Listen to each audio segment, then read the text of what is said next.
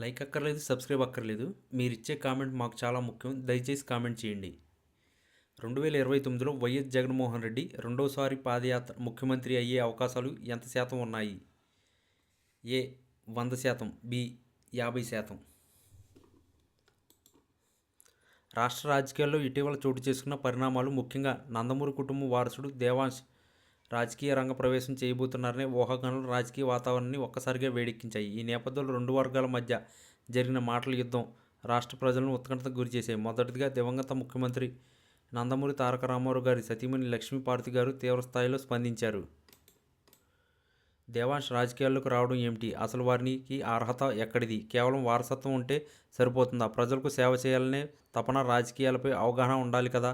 నాడు ఎన్టీఆర్ గారిని వెన్నుపోటు పొడిచిన కుటుంబం నుండి వచ్చిన వ్యక్తి ప్రజలు ఎలా మద్దతు ఇస్తారు? దేవాంశ్ రాజకీయ భవిష్యత్తు గురించి మాట్లాడే ముందు వారి కుటుంబాలు ఎన్టీఆర్ గారికి చేసిన అన్యాయాన్ని గుర్తు చేసుకోవాలి. ఆ రాజకీయ రంగ ప్రవేశం కేవలం మరో డ్రామా మాత్రమే. నందమూరి అసలు వారసత్వాన్ని తొంగలో తొక్కి ఇప్పుడు మళ్ళీ రాజకీయ లబ్ధి కోసం కొత్త నాటకాలు ఆడుతున్నారు. దీన్ని ప్రజలు సహించరు. నేను కూడా తీవ్రంగా వ్యతిరేకిస్తున్నాను అని లక్ష్మీపార్వతి గారు మీడియా ఎదుట నిప్పులు చెరిగారు. ఆమె మాటలో ఆగ్రహం, తీవ్ర విమర్శలు స్పష్టంగా కనిపించాయి. దేవాంశ్ ప్రవేశానికి కేవలం అధికార దాహంగా చిత్రీకరించే ప్రయత్నం చేశారు.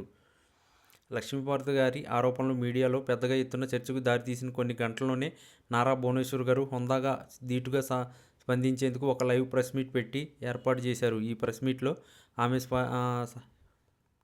సమయాన్ని పాటిస్తూనే లక్ష్మీపార్వతి గారిని విమర్శలకు గట్టి కౌంటర్ ఇచ్చారు. రాజకీయాలంటే కేవలం విమర్శలు, ఆరోపణలు మాత్రమే కాదు, అది ప్రజలకు సేవ చేసే వేదిక. మా దేవాంశ్ గురించి కానీ, మా కుటుంబాల గురించి కానీ మాట్లాడేటప్పుడు ఒకంత గౌరవాన్ని ప్రదర్శిస్తే బాగుంటుంది. దేవాంశ్ రాజకీయాల్లోకి రావాలనే ఆలోచన ప్రజల నుండి, యువత నుండి వచ్చిన ప్రోత్సాహం. అది కేవలం వారసత్వంతో కూడుకున్న విషయం కాదు, ప్రజా సేవ చేయాలనే సంకల్పన. మా కుటుంబం ఎప్పుడు ఎన్టీఆర్ గారి ఆశయాల కోసమే పనిచేసింది. చరిత్రకు వక్రీకరించి మాట్లాడడం సరికాదు. ఎన్టీఆర్ గారు ప్రజల హృదయంలో చిరస్థాయిగా ఉంటారు. వారి ఆశయాలను ముందుకు తీసుకెళ్లే బాధ్యత మాపై ఉంది. దేవాంశ్కు ప్రజల నుండి వస్తున్న ఆదరణ చూసి కొంతమందికి కడుపు మంట పుడుతున్నట్లు ఉంది.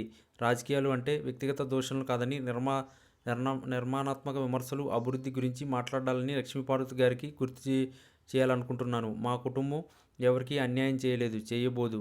దేవాంశ్ నిర్ణయాన్ని ప్రజలు స్వాగతిస్తున్నారు.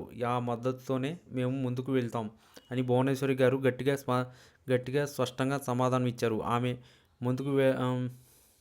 ఆ మద్దతుతో మేము ముందుకు వెళ్తున్నాం అని భువనేశ్వరి ఆమె మాటలో ఆత్మవిశ్వాసం కూడా గౌరవాన్ని నిలబెట్టే ప్రయత్నంగా కనిపించింది.